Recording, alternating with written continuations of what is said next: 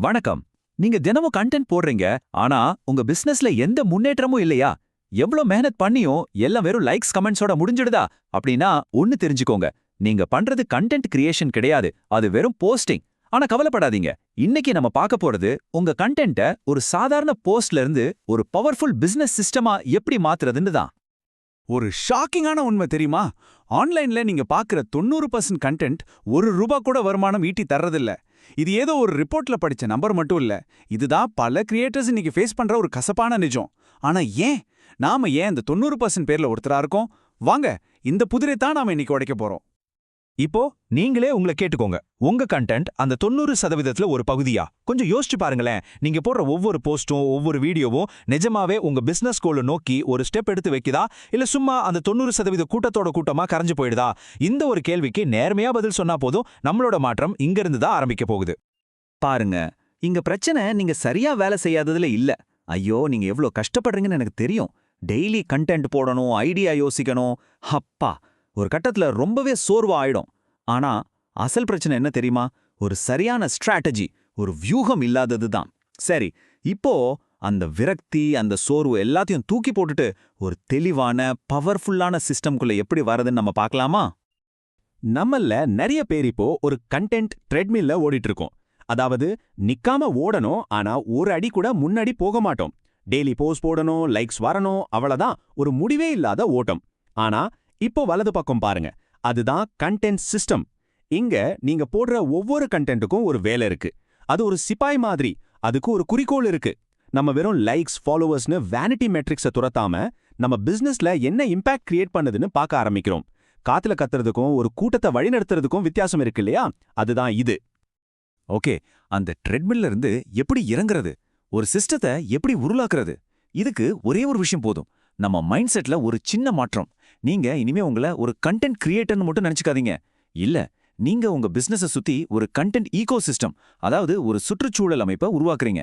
இந்த ஒரு எண்ணம், இந்த ஒரு சின்ன ஷிஃப்ட் போதும், மொத்த ஆட்டமும் நம்ம பக்கம் திரும்பிடும். சரி, சொல்றதெல்லாம் ஓகே, ஆனா அதை செய்யறது எப்படி? அதுக்கு தான் இந்த 4 ஸ்டெப்ஸ் இருக்கு. ரொம்ப சிம்பிள். ஃபர்ஸ்ட், உங்க பிசினஸ் கோல்ஸ் என்னன்னு தெளிவா எழுதுங்க. ஏன்னா எங்க போறோம்னு தெரியாம வண்டி எடுக்க முடியாது இல்லையா? அடுத்து, இப்போ உங்க கண்டென்ட் எப்படி பெர்ஃபார்ம் பண்ணுதுன்னு ஒரு சின்ன அனாலிசிஸ் பண்ணுங்க. மூணாவதா, ரொம்ப முக்கியமா, உங்க கண்டென்ட்டோட ROI, அதாவது உங்க உழைப்புக்கு என்ன பலன் கிடைக்குதுன்னு கணக்கு போடுங்க. ஃபைனலா, இந்த எல்லாத்தையும் வச்சு உங்க எதிர்கால கண்டென்ட்டை கரெக்டா உங்க கோல்ஸோட அலைன் பண்ணுங்க. அவ்வளவுதான். இந்த ROIன்னு சொன்ன உடனே ஏதோ பெரிய கணக்குன்னு பயப்படாதீங்க. இது ரொம்ப சிம்பிளான ஒரு கேள்விக்கு பதில் சொல்லும். உங்க கண்டென்ட் உங்க பணத்தை சாப்பிடுற ஒரு செலவா, இல்ல உங்க பிசினஸை வளர்க்குற ஒரு முதலீடா? அதாவது நீங்க கண்டென்ட்டுக்காக செலவு பண்ற ஒவ்வொரு ரூபாய்க்கும் அது எவ்ளோ வருமானம் திருப்பி கொடுக்குதுன்னு பார்க்கறது தான் இது. இதுதான் உங்க ஸ்ட்ராட்டஜி ஒர்க் அவுட் ஆகுதா இல்லையான்னு சொல்ற உண்மையான ரிப்போர்ட் கார்டு. ஓகே, இப்போ நம்ம சிஸ்டத்தோட முதல் முக்கியமான டூல பார்க்க போறோம். இதோட பேரு தி அத்தாரிட்டி பிரமிட். இது என்ன பண்ணுனா, உங்க ஆடியன்ஸ் மனசுல உங்களை ஒரு சாதாரண கிரியேட்டரா பார்க்காம அவங்க தேடி வர்ற ஒரு எக்ஸ்பர்ட்டா, ஒரு அத்தாரிட்டியா மாத்தும். இது அதுக்கான ப்ளூ பிரிண்ட். இன்னும் சிம்பிளா சொல்லணும்னா, இந்த அத்தாரிட்டி பிரமிடு ஒரு சமையல் குறிப்பு மாதிரி தாங்க. எந்தெந்த மாதிரி கண்டென்ட்டை எந்த அளவுல கலக்கணும்னு இது பக்காவா சொல்லிடும். இந்த ஃபார்முலாவை நீங்க கரெக்டா ஃபாலோ பண்ணீங்கன்னா போதும், உங்க ஆடியன்ஸ் உங்களை ஒரு ஆலோசகரா, ஒரு லீடரா பார்க்க ஆரம்பிப்பாங்க.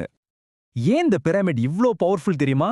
ஏன்னா இது மனுஷங்க எப்படி ஒருத்தர் மேல நம்பிக்கை வைப்பாங்கன்ற உளவியலை பேஸ் பண்ணியிருக்கு.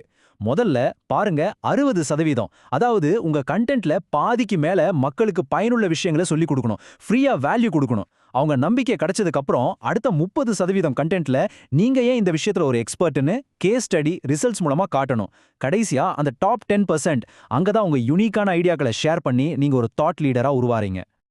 சரி, அத்தாரிட்டி பிரமிட் நமக்கு என்ன பண்ணணும்னு சொல்லிருச்சு.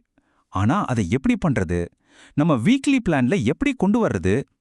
அந்த கேள்விக்கு பதில் தான் இந்த CREAT சிஸ்டம். இது உங்க கண்டென்ட் கேலண்டருக்கு ஒரு அர்த்தத்தை கொடுக்கும். இந்த CREATங்கிறது வெறும் எழுத்துக்கள் கிடையாது. இது ஒரு கஸ்டமர் நம்ம கிட்ட வர்ற முழு பயணத்தையும் குறிக்குது. முதல்ல உங்க கிரெடிபிலிட்டி, அதாவது நம்பகத்தன்மையை காட்டுறீங்க. அப்புறம் அவங்களோட ஒரு ரிலேஷன்ஷிப்பை உருவாக்குறீங்க. அவங்களுக்கு பயனுள்ள விஷயங்களை எஜுகேட் பண்றீங்க. உங்க மெசேஜை ஆம்பிளிஃபை, அதாவது நிறைய பேருக்கு கொண்டு போய் சேர்க்கறீங்க. ஆழமான ட்ரஸ்ட்டை உருவாக்குறீங்க. ஃபைனலா அவங்களோட எங்கேஜ் பண்ணி ஒரு கஸ்டமரா மாத்துறீங்க. பாத்தீங்களா, ஒரு முழுமையான சிஸ்டம். இப்ப பாருங்க, இந்த சிஸ்டம் எவ்ளோ டீப்பானதுன்னு உங்களுக்கு புரியும். ஒவ்வொரு வகையான கண்டென்ட்டுக்கும் அதை அளக்கிற மெட்ரிக் வேற. உதாரணத்துக்கு, நீங்க உங்க கிரெடிபிலிட்டியை காட்டுற ஒரு போஸ்ட் போட்டா அதுக்கு வர்ற வியூஸ் முக்கியம்.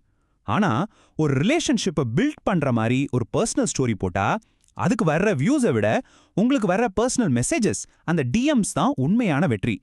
அதனால இது வெறும் நம்பர்ஸை பத்தினது இல்ல, சரியான நம்பர்ஸை ட்ராக் பண்றது பத்தினது.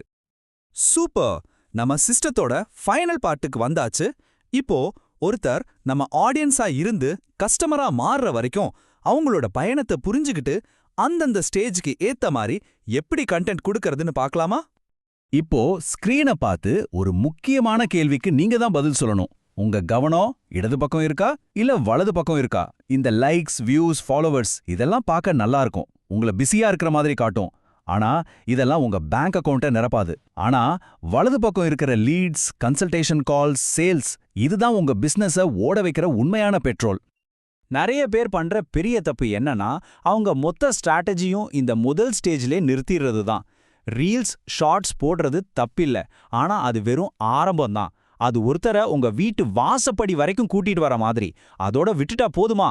அவங்க ஆர்வத்தை தூண்டி உங்க அத்தாரிட்டியை காட்டி வீட்டுக்குள்ள கூப்பிடணும். கடைசியா அவங்கள ஒரு கஸ்டமரா மாத்தி நல்லா உபசரிக்கணும்.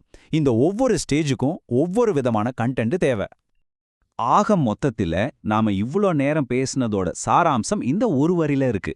சும்மா தொடர்பே இல்லாம கண்ணை மூடிட்டு ஏதோ ஒரு போஸ்ட் போடுறத நிறுத்திட்டு ஒரு தெளிவான ஸ்ட்ராட்டஜிக் பிளானோட செயல்பட ஆரம்பிங்க. இதுதான் ஒரு சாதாரண போஸ்ட்ல இருந்து ஒரு உண்மையான பிசினஸ் பிளானுக்கு மாறுறது. சரி, இப்போ இந்த செஷனோட கடைசில நான் உங்ககிட்ட ஒரே ஒரு கேள்வியை மட்டும் கேட்டுட்டு போறேன். இன்னைக்கு உங்க கண்டென்ட்டை ஒரு தடவை திரும்பி பாருங்க. நீங்களே உங்களை கேட்டுக்கோங்க, இது என் நேரத்தையும் காசையும் சாப்பிட்ற ஒரு செலவா, இல்ல எனக்காக 24x7 உழைச்சி என் பிசினஸை வளர்க்குற ஒரு சொத்தா? பதில் உங்க கையில தான் இருக்கு, நல்லா யோசிங்க.